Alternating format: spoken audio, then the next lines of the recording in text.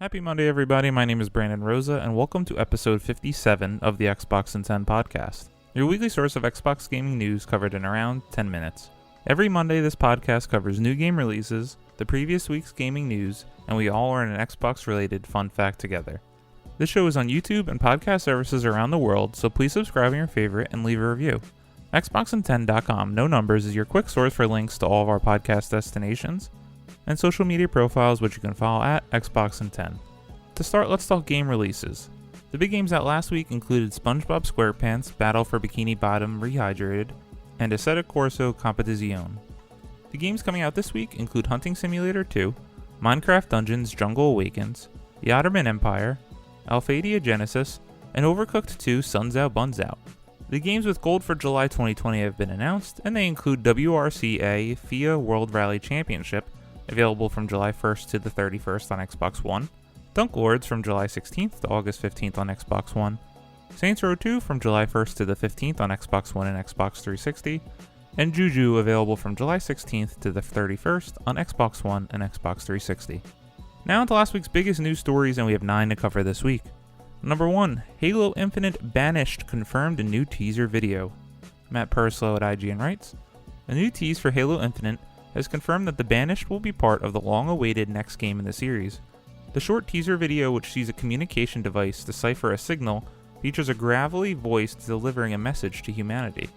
Quote, the hour approaches, forces occupy the ring. Within hours it will be under our control. Humanity will burn. The brazen defiance will be all but a memory. No more prophets. No more lies. We stand together, brothers to the end. We are his will, we are his legacy, we are the Banished. End quote. The Banished are a mercenary organization set up after a rebellion in the Covenant Empire. The alien antagonists in the Halo series, they are largely made up of Juralani, better known as brutes to humanity, but also count many of the Covenant races among their ranks, including the Grunts, Elites, and Hunters. The Banished featured as one of the 2 main playable races in Halo Wars 2, alongside the human UNSC, and so the plot of Halo Wars 2 may have impact or be referenced by Halo Infinite. The auto references the Prophets, a leadership race of the Covenant, as well as mention that we are his will and we are his legacy. Who the his is in this is unclear, but may potentially refer to Atreus, the leader of the Banished in Halo Wars 2. Brutes were not seen as the enemies in Halo 4 or 5, so this signals a welcome return for the fan favorites. Now, where's my gravity hammer? We'll likely find out much more about the Banished's role in Halo Infinite at the next Xbox Series X event, which is promised to show first-party games running on the upcoming console in July. Very exciting stuff. We are on the eve of finding out way more about Halo Infinite at the July event. Over the last year, I went through all the Halo games again, except for Halo Wars 2, the only game I have not played yet. I started it but just fell off. Now seeing that it will have some impact on the new game, I am excited that I held off, as I'll play it closer to launch in anticipation for the new game. Number 2. Xbox boss Phil Spencer says Microsoft is in very good position after watching PS5 show. Sean Carey at True Achievements writes, Xbox boss Phil Spencer has spoken about Sony's recent PS5 reveal event. Spencer says he felt good after watching the show and that the hardware advantages and the Xbox Series X games lineup put Microsoft in a very good position. Spencer mentions that the hardware advantages and the Xbox Series X games lineup are 2 reasons that put Microsoft in a very good position, adding, just being honest, I felt good after seeing their show. I think the hardware advantages that we have built are going to show up as we're talking more about our games and frame rates and other things. Quote, I thought the games lineup that we're going to have at launch, I felt really good about it. And we got more clarity on what Sony are doing at their show, which just helped us focus in on more of what we have. And I think that will be a strength for us at launch. I thought Sony did a good job, but when I think about the position that we're in with the games that we're going to be able to show, and how they're going to show up, and the hardware advantage that we have, I think we're in a very good position, end quote. Also during Game Lab Live, Spencer believes that Microsoft's Xbox All Access subscription program will be critical for the launch of the Xbox Series X and during the generation. I gotta say my expectations are becoming higher and higher as my hype becomes higher and higher leading up to the July event. Hearing the confidence in Phil Spencer gets me extremely excited for this show. Number 3. Games optimized for Xbox Series X will include ray tracing, higher frame rates, and faster loading. Drew Screbbles at IGN writes, Microsoft has provided a deeper explanation of its optimized for Xbox Series X tag, explaining that games badged this way will have very specifically built for the next-gen console with a variety of benefits. In a new Xbox Wire blog post, it's explained that games with the optimized for Series X badge have to have been either natively designed for or fully rebuilt for Xbox Series X. Brand new games built natively include Halo Infinite and Assassin's Creed Valhalla, while enhanced games include Gears 5. The post breaks down a series of benefits to optimize games comprising ray tracing, a performance target of 60 frames per second at 4K resolution, rising up to 120 frames per second in some games, and virtually eliminated load times. However, Jason Ronald made clear that these are not a features checklist that must be met to earn an optimized badge. We don't dictate game design, he explained. The badge can be earned as long as they're designing the game and building the game on the Xbox Series X development platform and really tailoring it to take advantage of it. For all the hardcore Xbox fans, I encourage you to read the full blog post. During the first year of the console, it's going to be interesting to see how many developers will fully optimize their games for Series X and earn the badge, and how many will just enhance their games, such as Gears 5. Number 4. Leaked Microsoft document hints at second next-gen Xbox. Tom Warren at The Verge writes, Microsoft has been planning a second, cheaper, and less powerful next-gen Xbox console, codenamed Lockhart. It's designed to take most of the key next-gen improvements found in the Xbox Series X and provide them at a lower price point for gaming at 1080p or 1440p. A newly leaked Microsoft document posted on Twitter includes references to this Lockhart console and multiple Project Scarlet consoles. Project Scarlet was the name Microsoft originally used to reveal its Xbox Series X console before it was officially named.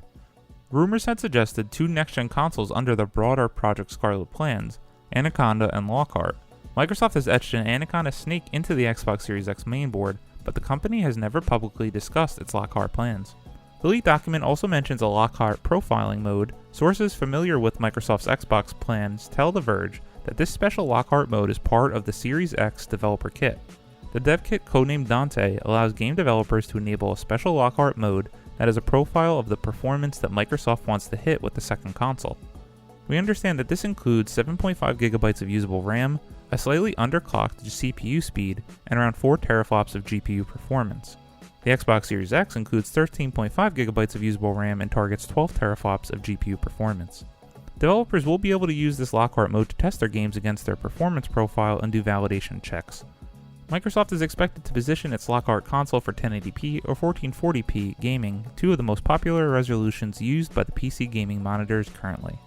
I'm feeling more and more that we're finally going to see and they will unveil Project Lockhart at the July event, but who knows. It seems at this point it would be incredible if this didn't exist, given the number of rumors and leaks that we have had regarding the console. I guess we'll have to find out in less than a month. Number 5. Microsoft is shutting down Mixer will now partner with Facebook Gaming. Adam Bankhurst at IGN writes, Microsoft has announced that it will be shutting down Mixer on July 22nd, and it will redirect all Mixer sites and apps to Facebook Gaming.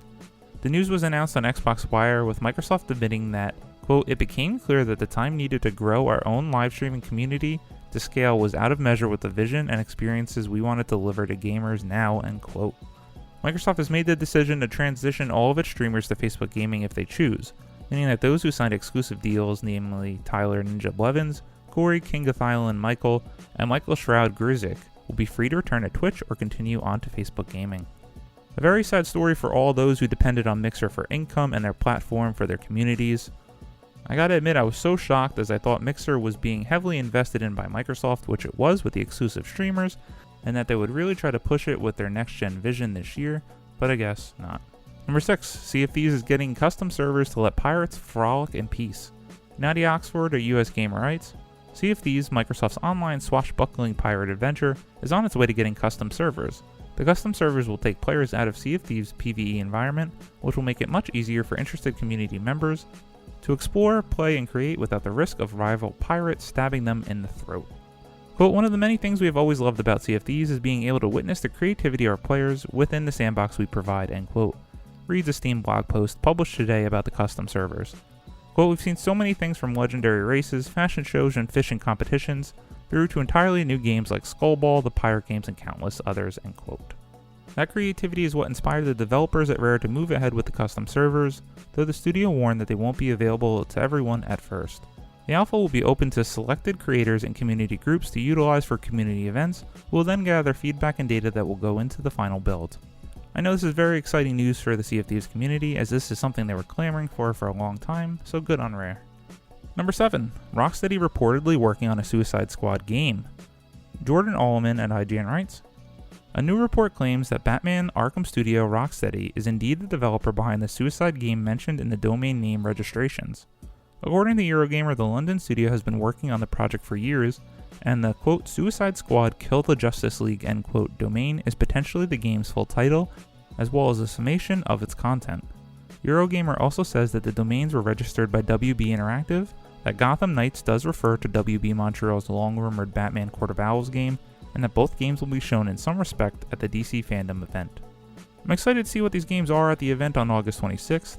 The Batman Arkham games have long been on my backlog, and maybe seeing these games will finally push me to play those games.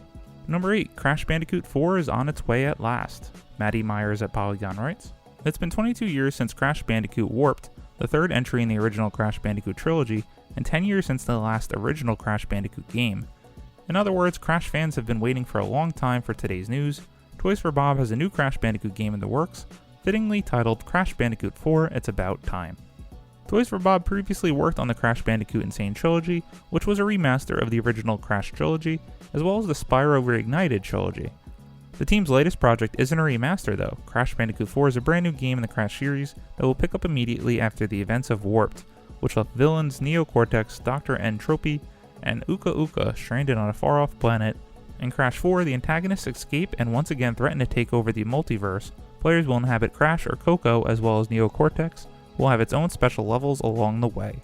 Crash Bandicoot 4 It's About Time will be released on October 2nd on PS4 and Xbox One. I know this is very exciting news for a lot of people.